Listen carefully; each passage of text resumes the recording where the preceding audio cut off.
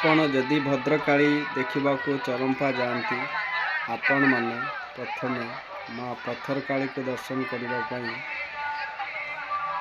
Charampa station ठू Tarini gate दे जापारे नहले station overbridge दे चलिक सेपट को जाई माँ पत्थरकाली को दर्शन करें। जी चरंपा भद्रकाली देखापी आसती सी निहाती माँ पत्थरकाली को दर्शन करने दरकार आ सी दुई रास्ता दे आर पार को जापर।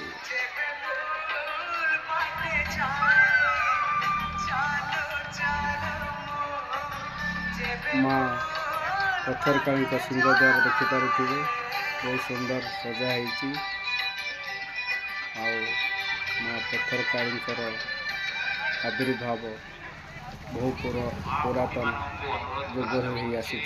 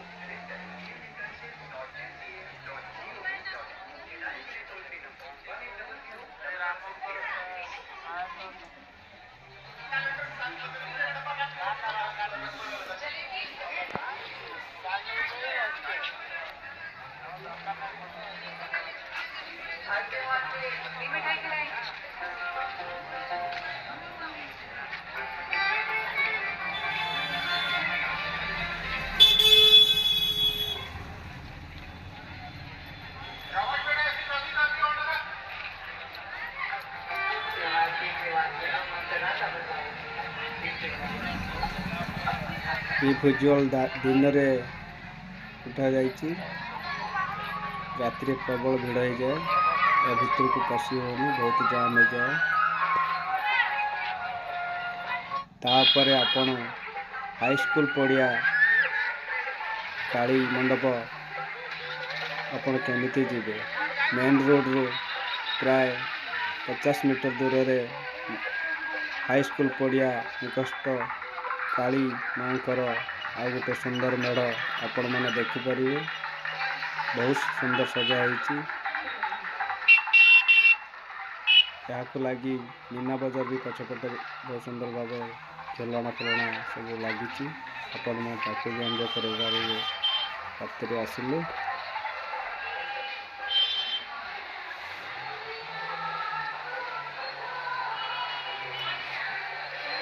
एठू माँ को दर्शन करा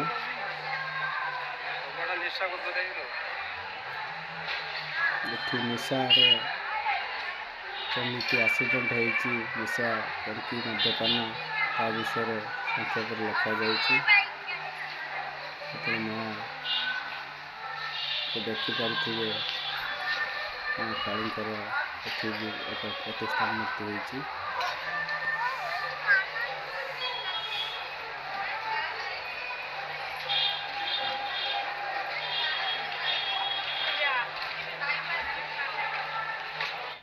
यापर यही बाट दे आपण मैंने विशाणी खोर्धा काली देखापी जीवे से बहुत सुंदर काली मूर्ति स्थापन करा जाए ता संग को कंकालर मूर्ति आगे को देखिपारे घोस्ट हाउस होता है ये पिला मन को बहुत सुंदर लगे पिला मन केवल देखा घोस्ट हाउस को जाती।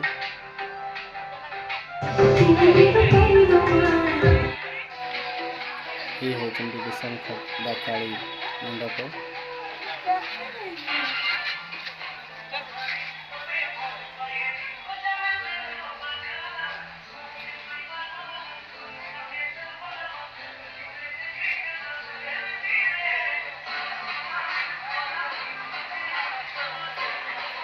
ଇଏ ହେଉଛନ୍ତି ବିଶାଳି ଖୋର୍ଦ୍ଧା କାଳୀଙ୍କର ମୂର୍ତ୍ତି, ବହୁତ ସୁନ୍ଦର ହେଇଛି।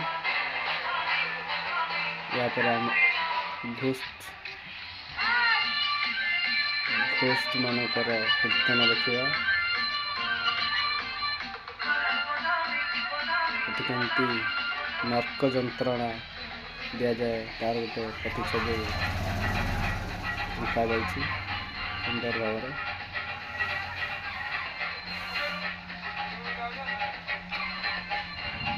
ୟାପରେ ଆମେ ଘୋଷ୍ଟ ମାନଙ୍କର କୀର୍ତ୍ତନ ଦେଖିବା।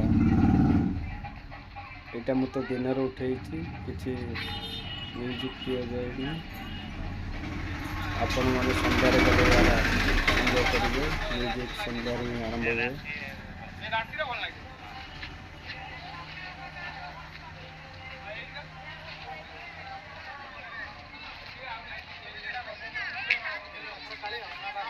ଏଠି ବି କିଛି ମୂର୍ତ୍ତି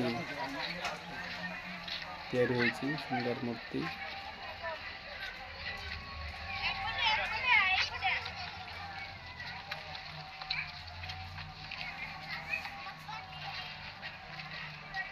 ଏଠି ଘୋଷ୍ଟ ଦ୍ୱାର ଖୋଲା ଯାଏ ନାହିଁ, କାରଣ ଏହା ସନ୍ଧ୍ୟାରେ ଖୋଲାଯାଏ। ମୁଁ ଦିନରେ ଯାଇଥିଲି, ଭିଡ଼ ହେଇଯାଏ ବୋଲି ଭିଜୁଆଲ୍ କରିଛି।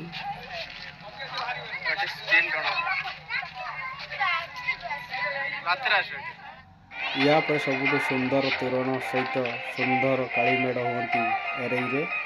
ବିଶାଳି ଖୋର୍ଦ୍ଧା ରୋଡ଼ ଦେଇ ସିଧା 500 ମିଟର ଦୂରରେ ଏହା ଅବସ୍ଥିତ। ଆପଣମାନେ पैदल ଯାଇପାରିବେ, କାରଣ ଭିଡ଼ ହେଇଯାଏ। ଆଉ ଦିନରେ ଗଲେ ବାଇକ୍ ଯୋଗେ କିମ୍ବା ଅଟୋ ଯୋଗେ ଏରେଇ ମା କାଳୀଙ୍କ ଦର୍ଶନ କରିପାରିବେ। ଏଠି 15 ବର୍ଷ ହେଲା ନୂଆ ତିଆରି ହୋଇଛନ୍ତି କାଳୀ। ଏଠି ସବୁଠୁ ସୁନ୍ଦର ହୋଇଥାନ୍ତି ତୋରଣ ସହିତ ମା କାଳୀଙ୍କ ମେଢ଼।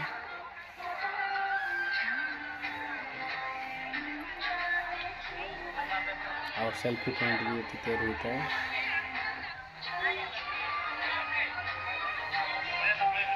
ଆଗ ଦେଖିପାରୁଥିବେ ସେଲ୍ଫି ପଏଣ୍ଟରେ ଲୋକମାନେ ସେଲ୍ଫି ନେଉଛନ୍ତି।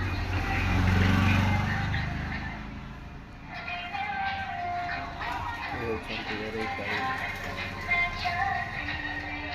ଏରେଇ କାଳୀଙ୍କ ମୂର୍ତ୍ତି ବହୁତ ସୁନ୍ଦର।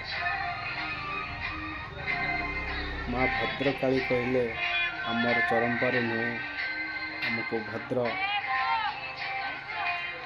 କାଳୀ ନିକଟକୁ যাব। ତାହା ହେଉଛି ଉତ୍ତରଭାଇ ନିକଟରୁ କିଛି ଦୂରରେ ମା ଭଦ୍ରକାଳୀ ବିରାଜମାନ ଅଛନ୍ତି। କାଳନ୍ଦୀ କୂଳରେ ସେ ହେଉଛନ୍ତି ପ୍ରକୃତ ଭଦ୍ରକାଳୀ।